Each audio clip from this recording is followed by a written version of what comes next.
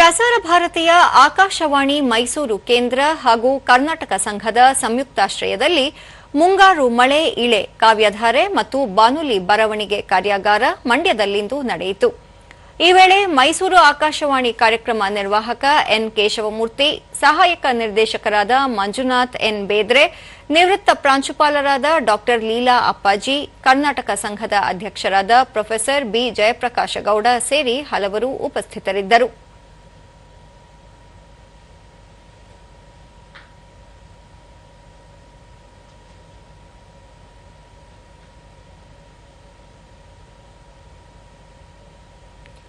ಬಳಿಕ ಡಾ ಲೀಲಾ ಅಪ್ಪಾಜಿ, ಮುಂಗಾರು ಮಳೆ ಹೇಗೆ ಇಳಿಯನ್ನು ತಂಪಾಗಿಸುತ್ತದೆಯೋ ಹಾಗೆಯೇ ಉತ್ತಮ ಸಾಹಿತ್ಯವು ಮನುಷ್ಯನ ಮನಸ್ಸನ್ನು ಸಂಸ್ಕಾರಯುತವಾಗಿ ಮಾಡುತ್ತದೆ.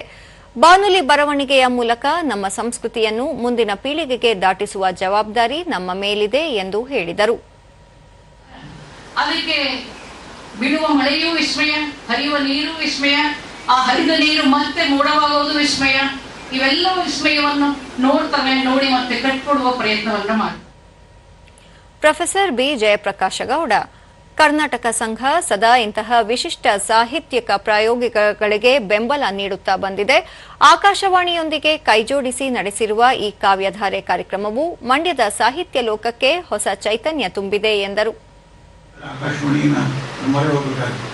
ಆಕಾಶವಾಣಿ ಕೇವಲ ಪ್ರಸಾರವನ್ನು ಮಾಡುವಂತ ಕೆಲಸ ಮಾಡ್ತಾರೆ, ಅದನ್ನು ಧ್ವನಿ ಸಂಗ್ರಹದ ಕೆಲಸವನ್ನು ಕೂಡ ದಾಖಲೆಯನ್ನು ಮಾಡ್ತಕ್ಕಂಥ ಮಾತ್ರವಾಗಿರ್ತಕ್ಕಂಥ ಕೆಲಸವನ್ನು ಮಾಡ್ತಾ ಇದೆಯಲ್ಲ, ಅದಕ್ಕಾಗಿ ಆಕಾಶವಾಣಿಯ ಬಗ್ಗೆ ವಿಪರೀತವಾದಂತಹ ಗೌರವವನ್ನು ನಾವೆಲ್ಲರೂ ಕೂಡ ಕಳಿಸ್ಕೊಳ್ಳೋದು.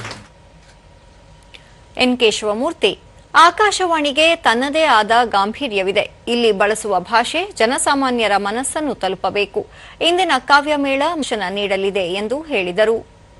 ಇಂತಹ ಅನೇಕ ಕಾರ್ಯಕ್ರಮಗಳನ್ನು ನಿರಂತರವಾಗಿ ಮಾಡುತ್ತೆ. ಆಕಾಶವಾಣಿಯ ಧ್ಯೇಯ ವಾಕ್ಯವೇ ಬಹುಜನ ಹಿತಾಯ ಬಹುಜನ ಸುಖಾಯ. ಸದಾ ಮೈಸೂರು ಆಕಾಶವಾಣಿ ಕಾರ್ಯಕ್ರಮಗಳನ್ನು ಕೇಳಿ ನಮ್ಮ ಜೊತೆ ಅಭಿವೃದ್ಧಿಯ ಜೊತೆಗಾರನಾಗಿ ಬನ್ನಿ ಅನ್ನೋದು ನಮ್ಮ ಆಶಯ. ಮಂಜುನಾಥ ಎನ್ ಬೇದ್ರೆ, ಕಾವ್ಯ ಎನ್ನುವುದು ಕೇವಲ ಪದಗಳ ಜೋಡಣೆಯಲ್ಲ, ಅದು ಇಳೆಯ ಮತ್ತು ಮನುಷ್ಯನ ಅಂತರಾಳದ ಧ್ವನಿಯಾಗಿದೆ.